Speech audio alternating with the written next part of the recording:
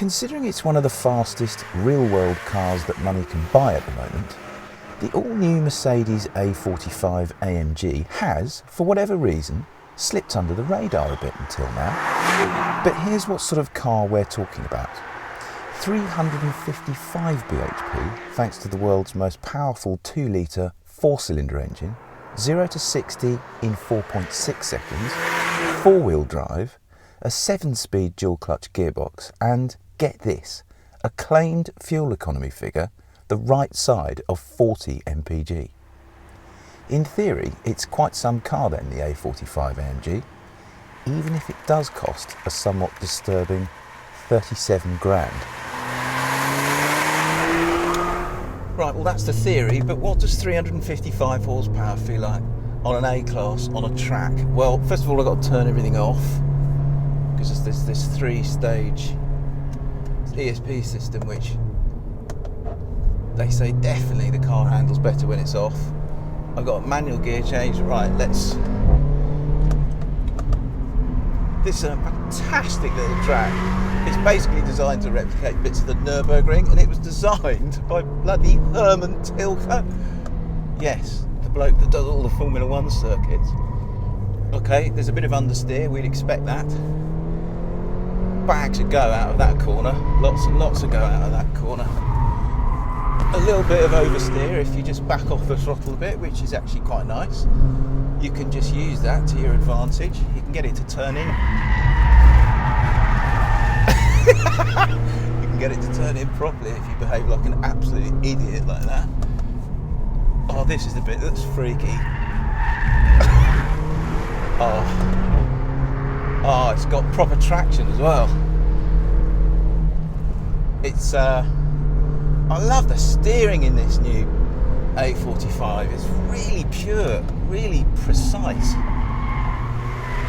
And you can properly muck about with the tail end as well once you've got all the stuff turned off.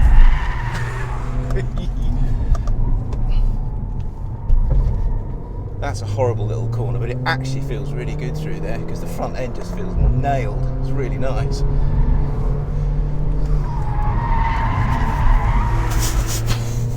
Now that was interesting. I'd overcooked it a teeny bit there, and I just touched the brakes. And as soon as I touched the brakes, everything came back in, the ESP system. That's there, that's meant to be like that. Oh, the gearbox doesn't quite work fast enough. You ask it for a down change at, say, you're doing 4,000 in fourth. I'm going for a down change there into third, and it's not giving it to me, which is just a bit irritating. I don't know why they do that. But the handling is absolutely peachy.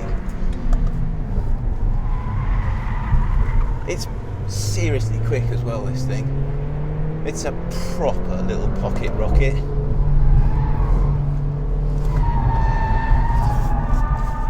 Oh! Nearly took the cones out. Calm down, Sutcliffe. Drive the car properly. What are we actually feeling it do here? It's just a bit of understeer when you get back on the power, but not much.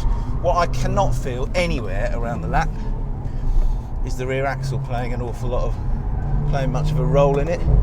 It just feels a bit passive, really. It feels like a really, really well sorted front wheel drive car.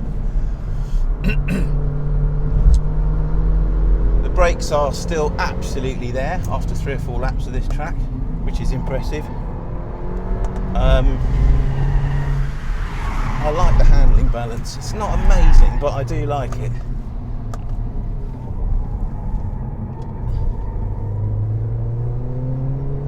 Torque from this engine is just extraordinary.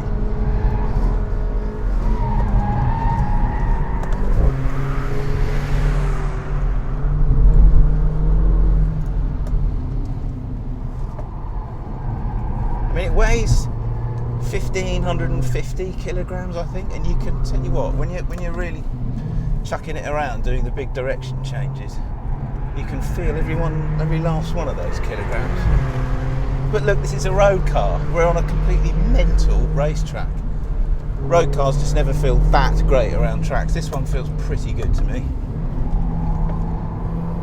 And the best thing about it, I think, is the motor. It's really strong. The motor and the steering. I love both of those.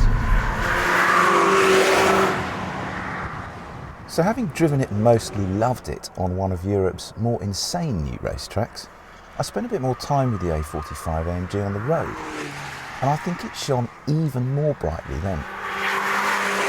Away from a track and out on the public road, it feels even faster, and both the ride and steering are deeply impressive too, as is the car as a whole, to be honest. The big test for AMG's sensational new A45 will come in a couple of weeks' time though, when we compare it on UK roads back to back with BMW's M135i and VW's new Golf GTI with Performance Pack and DSG. So until then,